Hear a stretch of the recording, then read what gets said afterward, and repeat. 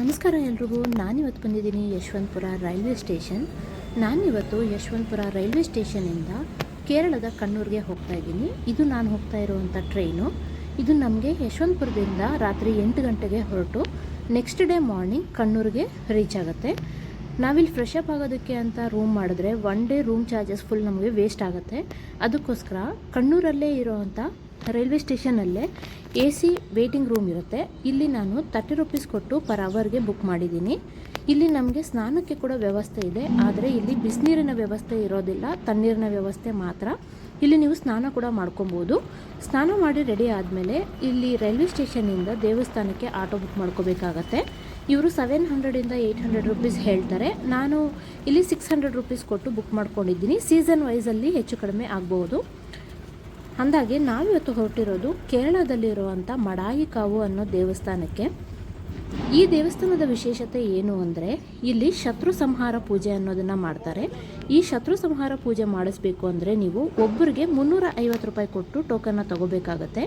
ಹಾಗೆ ದೃಷ್ಟಿ ಏನಾದರೂ ತೆಗೆಸ್ತೀವಿ ಅಂದರೆ ಒಬ್ಬರಿಗೆ 10 ರೂಪಾಯಿ ಕೊಟ್ಟು ಟೋಕನ್ ತಗೋಬೇಕಾಗತ್ತೆ. ಅದಾದಮೇಲೆ ದೇವಸ್ಥಾನದ ಒಳಗಡೆ ಹೋಗಿ 20 ರೂಪಾಯಿ ಕೊಟ್ಟು ತೆಂಗಿನಕಾಯಿನ ತಗೋಬೇಕಾಗತ್ತೆ. ಅದಾದ ನಂತರ ದೇವಸ್ಥಾನದ ಒಳಗಡೆ ಇರುವಂಥ ಅರ್ಚಕರು ಆ ತೆಂಗಿನಕಾಯಿಯಿಂದ ದೃಷ್ಟಿ ತೆಗೆದು ಹೊಡಿತಾರೆ.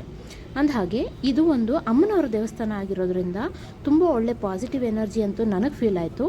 ಹಾಗೆ ಇಲ್ಲಿ ಪೂಜೆ ಮಾಡಿಸಿದ್ಮೇಲೆ ವೆಜಿಟೇರಿಯನ್ಸ್ಗೆ ವೆಜ್ ಪ್ರಸಾದ, ನಾನ್ ವೆಜಿಟೇರಿಯನ್ಸ್ಗೆ ನಾನ್ ವೆಜ್ ಪ್ರಸಾದ ಕೊಡ್ತಾರೆ.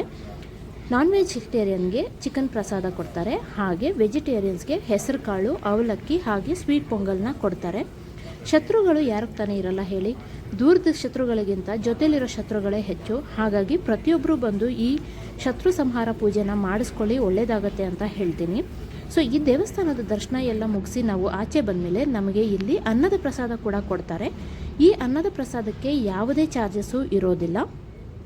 ಸೊ ಇಲ್ಲಿ ಪ್ರಸಾದನೆಲ್ಲ ತಗೊಂಡ್ಮೇಲೆ ನಾನು ರಿಟರ್ನ್ ಬಂದಿರೋವಂಥದ್ದು ಈ ಕೇರಳದ ಕಣ್ಣೂರಿನ ಸ್ಟೇಷನ್ಗೆ. ಈ ಕಣ್ಣೂರಿನ ಸ್ಟೇಷನ್ಗೆ ಬಂದರೆ ನಮಗೆ ಸಂಜೆ 6 ಗಂಟೆಗೆ ರಿಟರ್ನ್ ಟ್ರೈನ್ ಇರುತ್ತೆ. ಹಾಗೆ ಇದು ನಮಗೆ ಓವರಾಲ್ 2 ನೈಟ್ಸ್ ಹಾಗೆ 1 ಡೇ ಟ್ರಿಪ್ ಆಗಿರುತ್ತೆ. ಸೊ ಇದು ನಮಗೆ ಸಂಜೆ 6 ಗಂಟೆಗೆ ಇರೋವಂಥ ಟ್ರೈನು. ಹಾಗೆ ಇದು ನಾವು ಬೆಳಗ್ಗೆ ಬಂದು ಇಳಿದಿರೋವಂಥ ಟ್ರೈನೇ ಆಗಿರುತ್ತೆ. ನಮಗೆ ಇಲ್ಲಿ ಸಂಜೆ 6 ಗಂಟೆಗೆ ಹೊರಟ್ರೆ ನೆಕ್ಸ್ಟ್ ಡೇ ಮಾರ್ನಿಂಗ್ ಯಶವಂತಪುರಕ್ಕೆ ರೀಚ್ ಆಗಿರ್ತೀವಿ. ಬಾಯ್ ಟ್ರಿಪ್ ಮತ್ತೆ ಸಿಗೋಣ.